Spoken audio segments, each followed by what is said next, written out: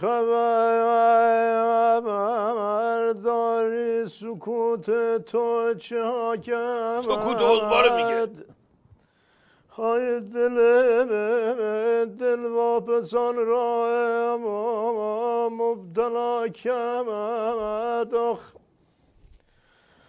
بسیجی در طویل ارزند زامار ای بی مروت آخ فلمک با بغبغ عظما چه حاکم آخ فلک با بغبغ عظما چه حاکم های بی مروت های دکتر بالاخره مقام عظما سکوت سنگین و شکست با ترنم سکوتمو که طلسم میشکنم من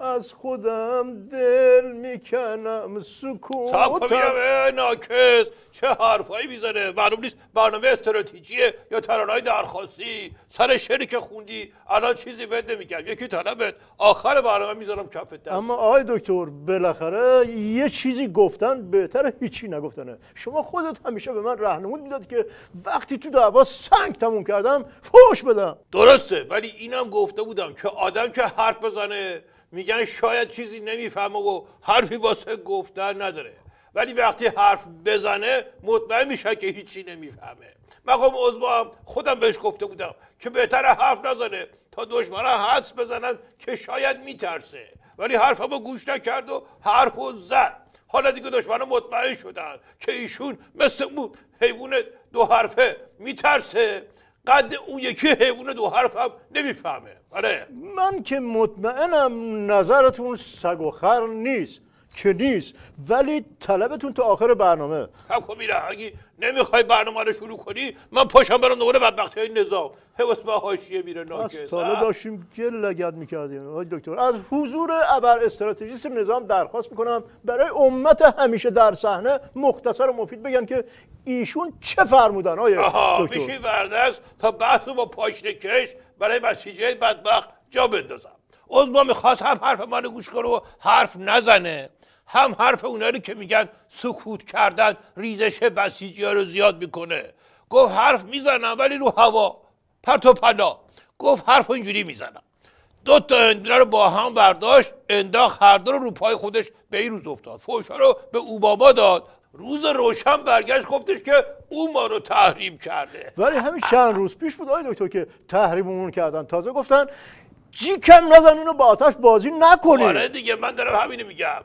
از اون وقت خط و نشون واسه نظام کشیدن از این وقت عظما خیز برداشت که جواب بده ولی خب هیچی نگفت ولی ایشون فرمودن به جای من امت همیشه در صحنه جواب میده خوش با حالت که راحتی برای خودت همین حرفا رو گوش میکنی و هیچی نمیفهمی خودش جواب نمیده بسیجی‌ها بدن اکی مرحوم ابوی همیشه میفهمودن بزن بهادر عرض کردم بله میفهمودن که شوته گفت سنتور خیلی دوست دارم اما بلد نیستم بزنم عوضش یه داداش دارم که اونم بلد نیست بزنه روشن شد یه همچه بذارم که بری دنبال یاد گرفتن سنتور اما سر اوباما و ترامپ مقام عظما از شیر دهنش سوخته داره به دوغ فوت میکنه روشنه یا یه لیوان دوغ بریزم رو سر کلت که روشن‌تر بشه آیه دکتر به نظرم نیازی نیست سربسته حرف بزنیم رک میپرسم و رک جواب بدین دولت جدید آمریکا به نظام پیله کرده چرا مقام عظما به اوباما یه بدبخت بد و بیرا گفت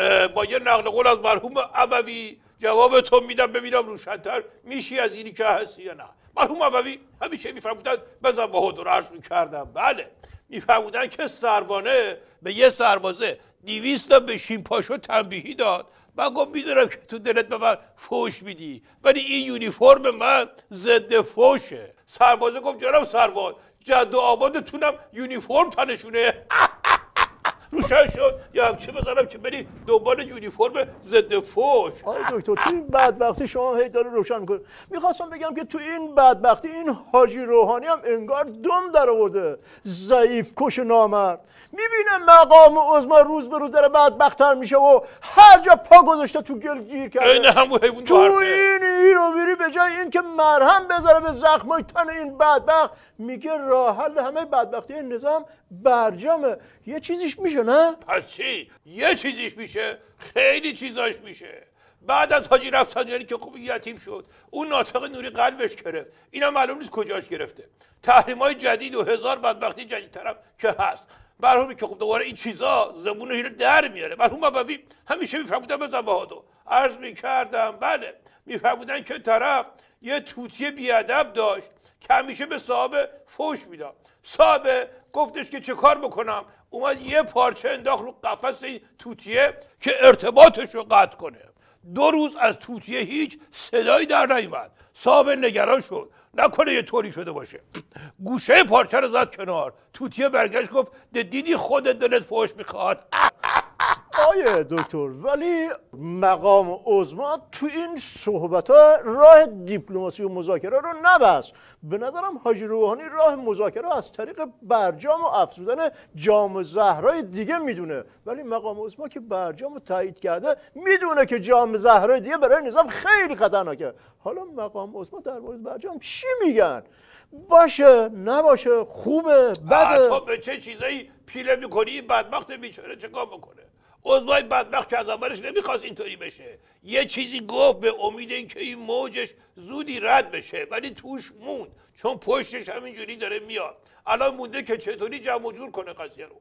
مرحوم ابوی همیشه میفهمودن به زباهادو عرض میکردم، بله میفهمودن یکی یه روزی داشت پیاده از شهر میرفته، تو را زیر درختی نشست که یه چیزی بخوره. هنوز لقمه اول دهن نذاشته دید که یه سواری از دور پیدا شد. این همینطوری تعارفی یه بفرمایی زد، سوارم وایساد گفت رد احسان گناهه. اومد واسه قضای این جایی پیدا نکرد که اسبشو ببنده. گفت این میخ طویله افسار اسبمو کجا بکوبم؟ طرف گفت بیا بکوب روی زبون من که هر چی میکشم از دست همین لامصبه. روشن شد یا یه میخ بیارم برای زبونت که بفهمی که مقام عظمای بدبخت چی میکشه از روز اول. آیه دکتر، شما ممکنه یادتون نیاد، راستیت خودم هم یادم نمیاد، مال خیلی وقت پیشه. بگذاریم.